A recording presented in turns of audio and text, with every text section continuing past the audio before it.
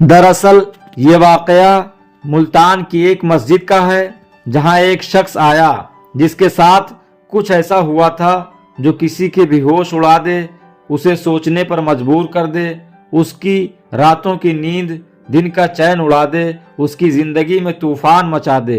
तो मामला कुछ यूं है कि नमाज के बाद इमाम साहब खड़े हुए और तमाम नमाजियों से कहा कि ये हमारे एक भाई आए हैं, आप इनकी बात सुने। इमाम साहब का अंदाज कुछ इस तरह था कि लोगों के दिलों में असर कर गया, वरना आप तो जानते हैं सलाम के बाद नमाजी मस्जिद के गेट से ऐसे निकलते हैं जैसे कोई मुजरिम सदियों बाद जेल से रिहा हुआ हो।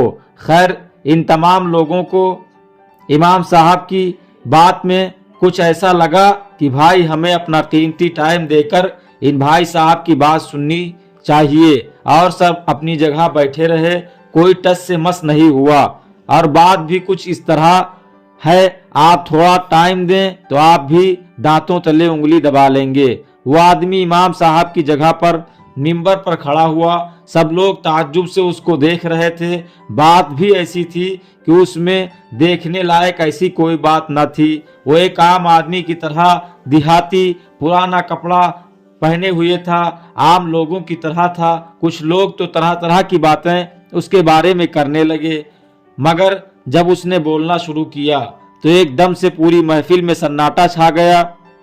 सब टुकटुकी बांधकर उसका मुंह तकने लगे, और थोड़ी ही देर में सबको ये एहसास हो गया कि ये कोई आम आदमी नहीं, और ये जो बात बताने जा रहा है वो कोई मामूली बात भी नहीं है। उसकी आवाज ऐसी थी उस वक्त जैसे गहरे कुएं से कोई पुकार रहा हो। ऐसा महसूस हो रहा था कि जैसे हवा भी थम थम कर चल रही है। उसने कहा, साथियों, मैं जो वाकया आपको सुनाने जा रहा हूँ वो कोई कहानी नहीं, बल्कि उसका हर्फ हर्फ सच्चा है। ये मेरी जिंदगी में मेरे साथ होने वाला वाकया है।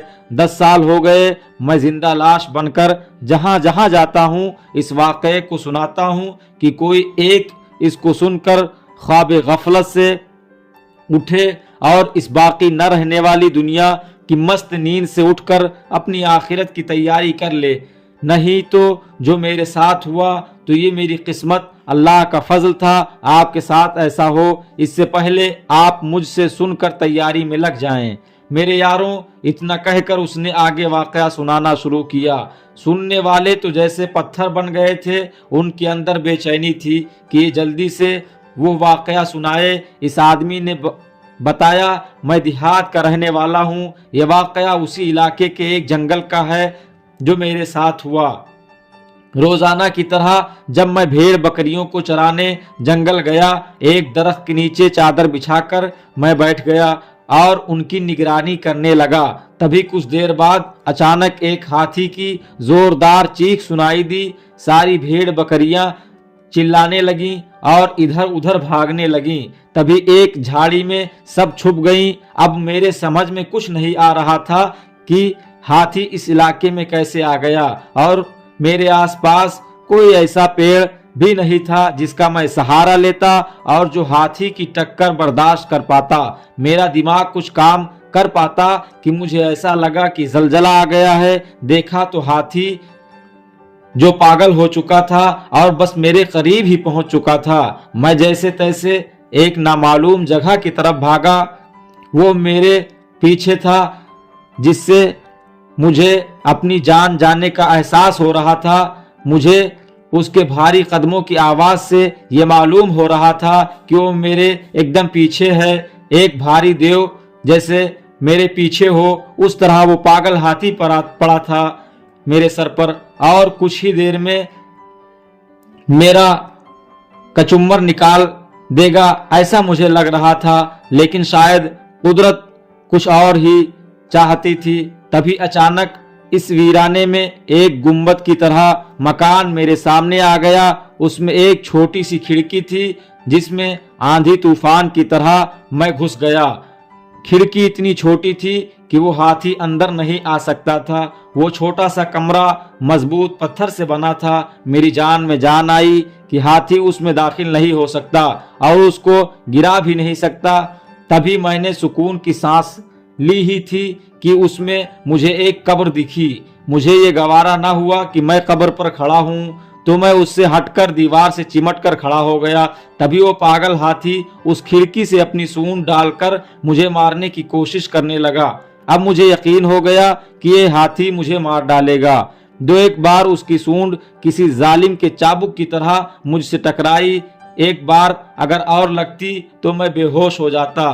तभी अगले ही पल एक बात हुई और मुझे अपनी मौत का यकीन हो गया। सारे लोग उसकी बात बड़े गौर से सुन रहे थे। ऐसा लग रहा था वो अपने आप को भी भूल गए हैं और किसी ऐसी बात के इंतजार में हैं जो उनके साथ कुछ अलग करने वाली है। उसने बताया, कब्र से किसी के गला फाड़कर चीखने की आवाज आ रही थी। ऐसा लग रहा था कोई बड़ी सख्त मुसीबत में है। मैंने कब्र के अजाब के बहुत सारे वाकयात सुन रखे थे, मगर अपनी आंख से ये मामला पहली बार देख रहा था।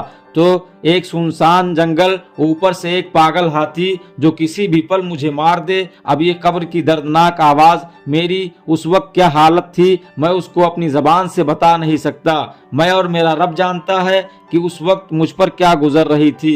उससे पहले कि मेरा दिमाग काम करना बंद करता, मेरी सांसें मेरा साथ छोड़ देती, दिल की धड़कन हमेशा के लिए बिछड़ती कि मैंने एक भयानक मंजर देखा कि कब्र फटी, उसमें एक सुराख हुआ।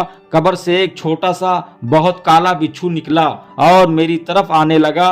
वो ये बात बता रहा था और कांप रहा था। सब सुनने वाले भी कांपने लगे और बड़ी हैरत से उसका मुंह तक रहे थे कि अब ये क्या कहेगा। उसने बताया कि उस वक्त मेरी क्या हालत थी मैं कह नहीं सकता।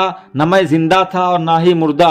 एक तरफ पागल हाथी, दूसरी तरफ कब्र से दर्दनाक रोने चिल्लाने की आवाजें। उस जंगल में मैं अकेला और अब उस पर ये बिच्छू जो कब्र फाड़ कर मेरी तरफ आ रहा था। मेरी आंखों तले अंधेरा छा गया। जान बचाना भी फर्ज था। मैं जल्दी से एक रस्सी कब्र के ऊपर जो छत से लटक रही थी उसको पकड़कर लटकने लगा और अब मैं कब्र के बिल्कुल ऊपर लटक रहा था। अपने आप को पूरा समेट लिया था कि उस पागल हाथी और उस बिच्छू से किसी तरह बच सकूं। तभी इतने में हाथी मेरी तलाश में अपना सूंड अंदर किया और इधर उधर दीवार से लगाने लगा। तभी उसका सूंड मेरी तलाश में बिच्छू से जा लगा और अब कुछ ही देर में बाहर से खरखराहट की आवाज आने लगी जो बहुत कम वक्त के लिए थी। उसके बाद वो आवाज बंद हो गई। अब न हाथी था न वो बिच्छू। मुझे महसूस हुआ कि बिच्छू हाथी के सूंड से नीचे गिरकर कब्र में चला गया है और हाथी उस बिच्छू के जहर से गिरकर मर गया है। उस खिड़की से मैं बाहर आया तो देखा एक बड़े देव की तरह वो हाथी पड़ा हुआ है। अभी जो मुझे मारने आया था एक चट्टान की तरह खुद मरा पड़ा है। मुझे अभी भी उससे डर लग रहा था कि किसी तरह यहाँ से भागूं। ना चाहकर मुझे उसके ऊपर ही से जाना था। जैसे ही मैंने हाथी के ऊपर पांव रखा उसका सारा बदन मोम की तरह पिघल गया और मेरा एक पांव उसके अंदर घुस गया। दूसरा पांव भी न रखा और मैं उसको पार कर गया। अगले ही पल मुझ पर एक ऐसी कयामत टूटी जो कयामत तक के लिए मुझे नमूने इबरत बना गई।